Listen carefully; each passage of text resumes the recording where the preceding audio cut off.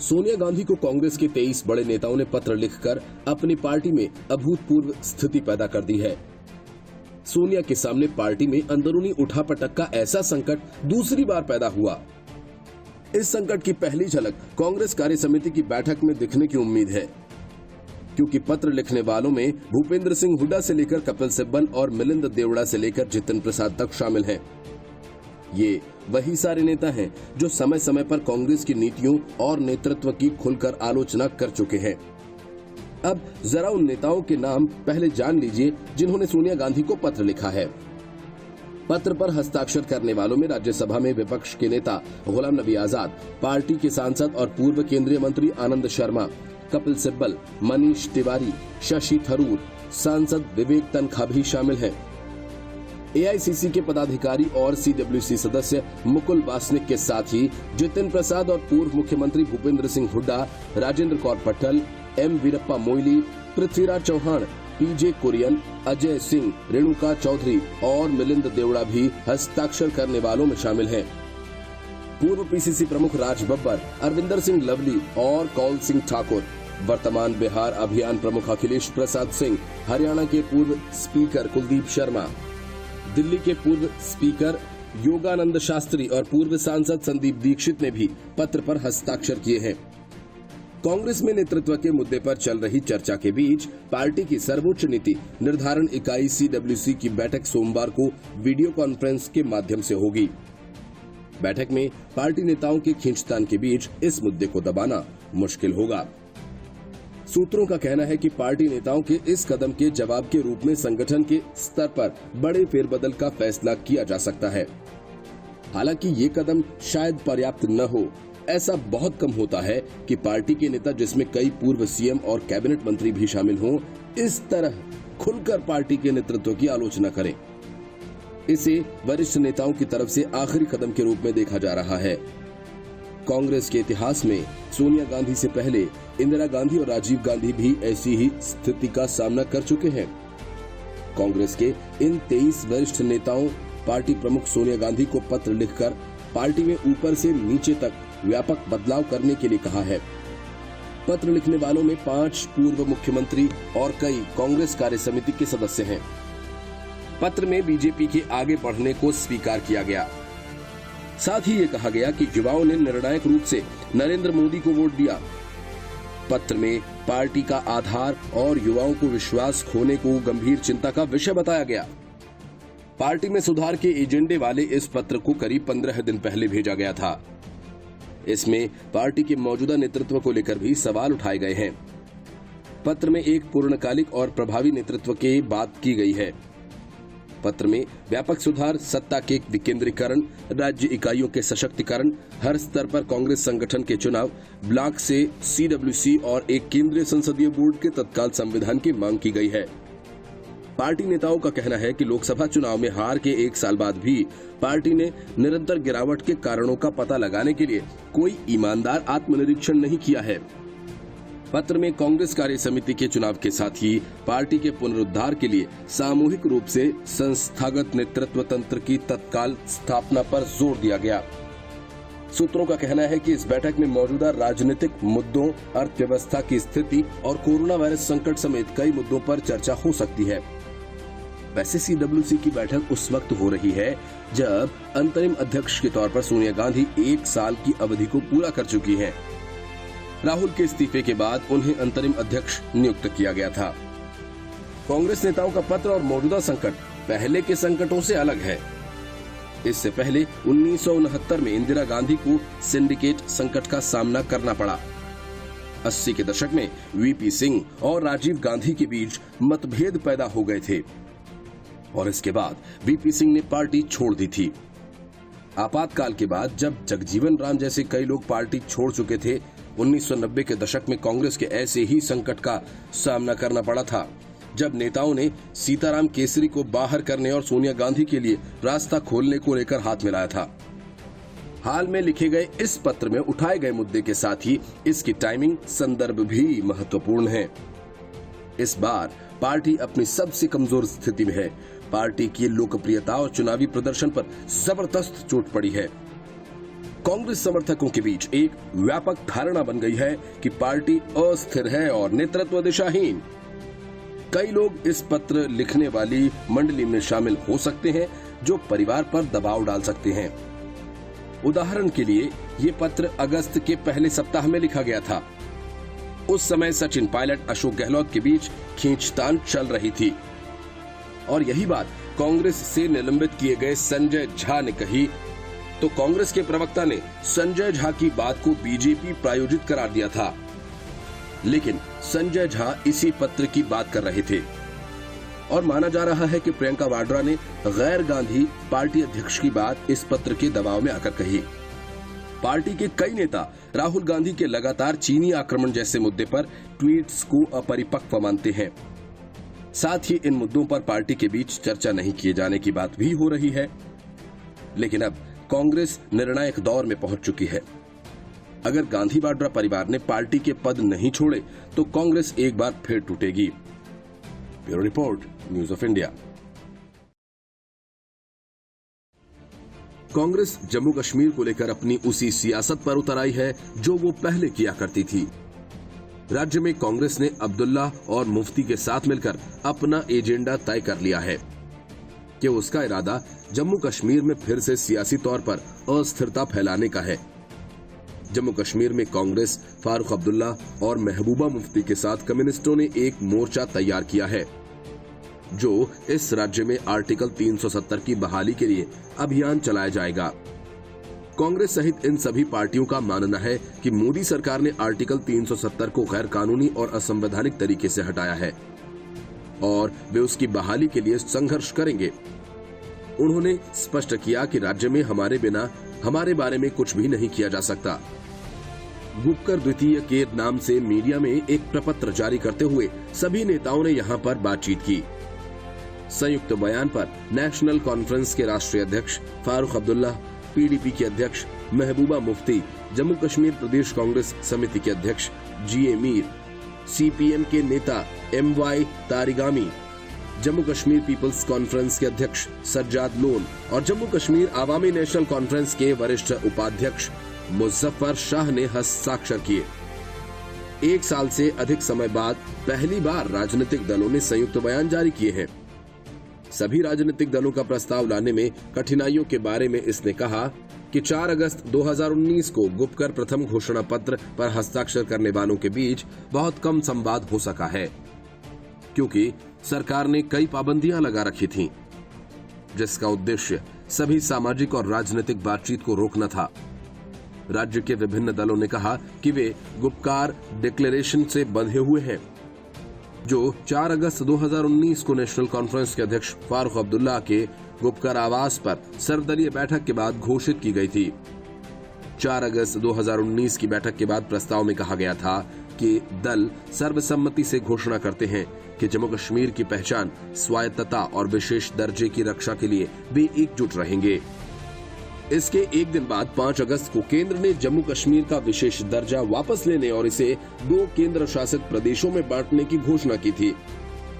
Gupkar declaration में कहा गया था कि अनुच्छेद 35A और 370 में संशोधन या इन्हें खत्म करना, असंवैधानिक सीमांकन या राज्य का बंटवारा जम्मू कश्मीर तथा लद्दाख के लोगों के खिलाफ होगा। दलों ने करीब 1 वर्ष से अधिक समय के बाद शनिवार को संयुक्त बयान जारी कर कहा कि वे पिछले वर्ष की घोषणा का पालन करेंगे। गुपकर डिक्लेरेशन द्वितीय में कहा गया है कि हम सभी फिर से कहते हैं कि हम गुपकर घोषणा प्रथम से पूरी तरह से बंधे हुए हैं और मजबूती से इसका पालन करेंगे। हम अनुच्छेद 370 और 35A जम्मू कश्मीर के संविधान को फिर से बहाल करने के लिए पूरी तरह से प्रतिबद्ध हैं और राज्य का विभाजन हमें अस्वीकार्य है। Bureau report, news of India. Sushant Singh Rajput मामले को लेकर बीजेपी ने आदित्य ठाकरे पर दबाव बनाना शुरू कर दिया है। बीजेपी सीबीआई से ये चाहती है कि वो जल्द से जल्द इस मामले में आदित्य ठाकरे से पूछताछ करें और पूरे मामले में उनकी भूमिका की जांच करें। बिहार बीजेपी प्रवक्ता निखिल आनंद ने दिशा सुशांत मामले में महाराष्ट्र सरकार और मुंबई पुलिस की संदिग्ध भूमिका की भी जांच करने की बात कही है। निखिल आनंद ने कहा कि दिशा और सुशांत की मौत में साजिश की बू आती है। जिसमें महाराष्ट्र सरकार के इशारे पर मुंबई पुलिस के संरक्षण में आत्महत्या बताकर सीधा फाइल बंद करने की कोशिश की गई है। यही नहीं, सुशांत की मौत के बाद आरोपी पक्ष के लोगों के साथ मुंबई पुलिस के लोगों का नजदीकी संपर्क का होना बेहद आपत्तिजनक है। सीबीआई की ओर से क्राइम सीन को स्थापित करने के पहले मुंबई पुलिस का सुशांत के फ्लैट पर पहुंचना सबूतों से छेड़छाड़ के मकसद से किया गया सरासर अनैतिक और अनप्रोफेशनल काम है। उन्होंने कहा कि पुलिस के इस हरकत से लगता है कि मुंबई की स्कॉटलैंड यार्ड पुलिस दिशा सुशांत की मौत से अब तक महाराष्ट्र सरकार के दबाव में काम कर रही थी। अब वो घटिया स्तर पर उतरकर सीबीआई जांच को भी प्रभावित करने की कोशिश कर रही है। पहले से ही मुंबई पुलिस के संरक्षण में तथ्यों को मिटाने, सबूतों से छेड़छाड़ और गवाहों को धमकाने की बातें चर्चा में है। ऐसे में सीबीआई को दिशा और सुशांत के मामले में मुंबई पुलिस की भूमिका की भी जांच करनी चाहिए, क्योंकि Mumbai police commissioner Paramjit Singh, DCP Trimukhe सहित अन्य पुलिसकर्मियों की भूमिका भी संदेहास्पद है। इनसे बहुत गंभीरता से गहन पूछताछ हो। निखिल आनंद ने कहा कि सुशांत मामले में सुप्रीम कोर्ट की ओर से सीबीआई जांच के आदेश के बावजूद भी महाराष्ट्र में शिवसेना एनसीपी कांग्रेस के नेता खास मकसद से अनर्गल और घटिया बयानबाजी कर मामले को राजनीतिक रंग देने में लगे हैं। महाराष्ट्र सरकार में शामिल गठबंधन दलों के नेताओं से ये अपील की गई है कि सुप्रीम कोर्ट का सम्मान करते हुए निचले स्तर की बदजुबानी बंद करें। उन्होंने कहा कि महाराष्ट्र सरकार आरोपियों के पक्ष में सुप्रीम कोर्ट तक जाती है, तो शिवसेना के प्रवक्ता संजय राउत इन दिनों लगातार आरोपी पक्ष के प्रवक्ता की भूमिका में मुस्तैदी से खड़े हैं। ऐसे में दिशा और सुशांत मामले में महाराष्ट्र सरकार की भूमिका भी संदिग्ध नजर आती है, जिसकी जांच होनी चाहिए। सीबीआई से गुजारिश है कि दिशा और सुशांत की मौत से जुड़े सब कुछ जानने का दावा करने वाले संजय राउत और बिना मांगे अपनी बेगुनाही की सफाई देने वाले आदित्य ठाकरे से पूछताछ की जाए और जरूरत पड़ने पर नार्को एनालिसिस टेस्ट भी किया जाए। Bureau report, news of India. Congress अब तक के सबसे गहरे संकट में फंस गई है। खतरा बड़े पैमाने पर बगावत का है। पूर्व मुख्यमंत्रियों, पूर्व केंद्रीय मंत्रियों और सांसदों सहित 23 नेताओं ने सीधे सीधे गांधी वाड्रा परिवार के खिलाफ मोर्चा खोल दिया है। सब चाहते हैं कि कांग्रेस के नेतृत्व में बदलाव हो, लेकिन कांग्रेस में गांधी वाड्रा के खास लोग अब भी राहुल गांधी को पार्टी का अध्यक्ष बनते हुए देखना चाहते हैं। हाल ही में पार्टी के राष्ट्रीय प्रवक्ता रणदीप सुरजेवाला ने कहा कि कार्यकर्ता राहुल गांधी को दोबारा अध्यक्ष बनते देखना चाहते हैं। हालांकि राहुल गांधी और प्रियंका दोनों ही इस जिम्मेदारी को लेने से इनकार कर चुके हैं। लेकिन यहाँ गौर करने वाली बात यह है कि पार्टी में कोई भी बड़ा फैसला लेना हो तो बिना राहुल गांधी और प्रियंका वाड्रा की सलाह से नहीं लिया जा सकता। हाल ही में सचिन पायलट के प्रकरण में ये साफ देखा जा चुका है। फिलहाल इस नए घटनाक्रम के बाद कई बड़े बदलाव हैं। पहला तो यही कि पार्टी किसी बड़ी बगावत की ओर बढ़ रही है, क्योंकि लोकसभा चुनाव के बाद जहां राहुल गांधी की युवा टीम के कई नेता बगावत कर चुके हैं, तो दूसरी ओर कई नेता समय समय पर ऐसा बयान देते रहे हैं जो पार्टी के लिए असहज की स्थिति पैदा करते हैं। कुल मिलाकर इस चिट्ठी के बाद कुछ सवाल ऐसे हैं जिन पर गौर करना जरूरी है। इन नेताओं ने सोनिया गांधी को पत्र लिखकर पार्टी के अंदर जारी संकट का जिक्र किया है। साथ ही उनसे मुलाकात का वक्त मांगा गया।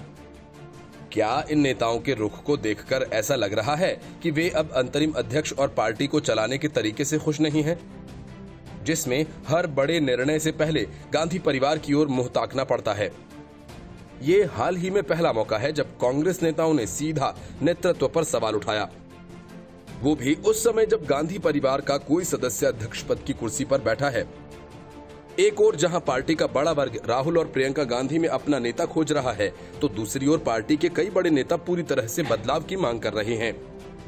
अब सवाल ये है कि क्या कांग्रेस में अंदरूनी संकट बढ़ गया है? क्या कई और बड़े नेता पार्टी छोड़ने का मन बना रहे हैं?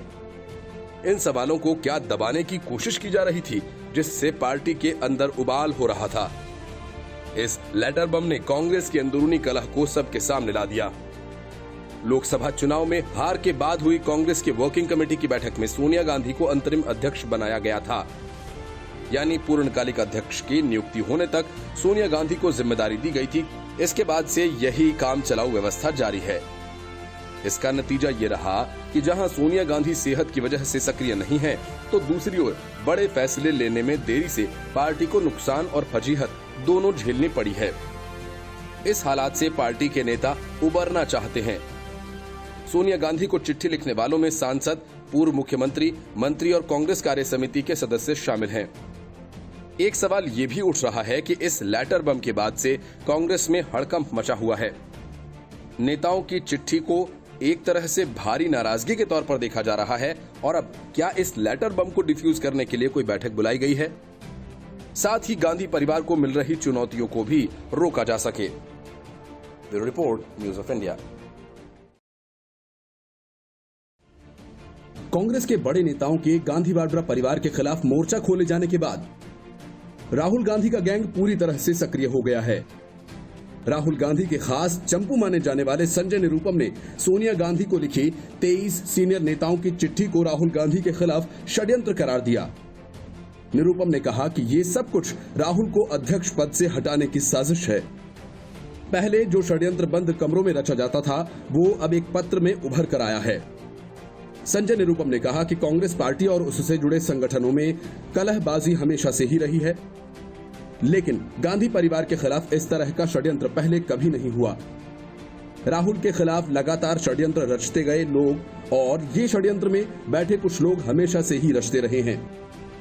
मैं सबके बारे में नहीं कह रहा हूं जिन्होंने साइन किया है, कई लोग अच्छे भी हो सकते हैं, लेकिन कुछ लोग हैं जो हमेशा से राहुल जी के खिलाफ साजिश रचते रहे हैं। उनकी वजह से ही कांग्रेस का नेतृत्व कमजोर हुआ, इससे इनकार नहीं किया जा सकता है। उन्होंने कहा कि यह पत्र राहुल गांधी का नेतृत्व कमजोर करने के लिए एक नया षड्यंत्र है। जो षड्यंत्र बंद कमरों में रचा जाता था, वो अब एक पत्र के माध्यम से उभर कर आया है और इसका एक ही जवाब है कि राहुल जी अध्यक्ष न बनने की जिद छोड़ें और राज्यों में कांग्रेस की ढहती दीवारों को बचाएं। कांग्रेस को सिर्फ वही बचा सकते हैं। कांग्रेस के 23 वरिष्ठ नेताओं ने पार्टी अध्यक्ष सोनिया गांधी को चिट्ठी लिखकर बड़े बदलावों की मांग रखी है। इन नेताओं में कांग्रेस कार्य समिति के कई सदस्यों के अलावा 5 पूर्व मुख्यमंत्री, कई सांसद और पूर्व केंद्रीय मंत्री शामिल हैं। चिट्ठी में साफ कहा गया है कि पार्टी अपना सपोर्ट बेस खो रही है और युवाओं का भरोसा भी। नेतृत्व पर सवाल खड़े करते हुए इन नेताओं ने एक पूर्णकालिक और प्रभावी नेतृत्व की मांग की है, जो न सिर्फ काम करता नजर आए बल्कि असल में जमीन पर उतरकर भी काम करे। इसके अलावा पार्टी का चुनाव कराने और पार्टी को फिर से खड़ा करने के लिए कोई योजना बनाने की भी मांग की गई है। नेताओं ने कहा कि लोकतंत्र की सेहत के लिए पार्टी का मजबूत रहना जरूरी है। चिट्ठी में कहा गया कि कांग्रेस ऐसे समय में कमजोर पड़ी है जब देश सबसे बुरे राजनीतिक, आर्थिक और सामाजिक संकट से गुजर रहा है। नेताओं ने कहा कि लोकसभा चुनाव में हार के साल भर बाद भी पार्टी ने आत्मनिरीक्षण नहीं किया है। नए नेतृत्व की मांग करते हुए 23 वरिष्ठ कांग्रेसियों ने कहा कि नेहरू गांधी परिवार हमेशा पार्टी का अहम हिस्सा रहेगा। सोनिया गांधी को भेजी गई चिट्ठी में राज्यसभा में नेता प्रतिपक्ष गुलाम नबी आजाद के अलावा पूर्व केंद्रीय मंत्रियों आनंद शर्मा, कपिल सिब्बल, मनीष तिवारी, शशि थरूर, सांसद विवेक तन्खा, मुकुल वासनिक और जितिन प्रसाद के नाम शामिल हैं। इसके अलावा पूर्व मुख्यमंत्रियों भूपेंद्र सिंह हुड्डा, राजेंद्र कौर पट्टल, एम वीरप्पा मोइली, पृथ्वीराज चौहान, पीजे कुरियन, अजय सिंह, रेणुका चौधरी और मिलिंद देवड़ा के भी पत्र पर हस्ताक्षर हैं। Report, news of India.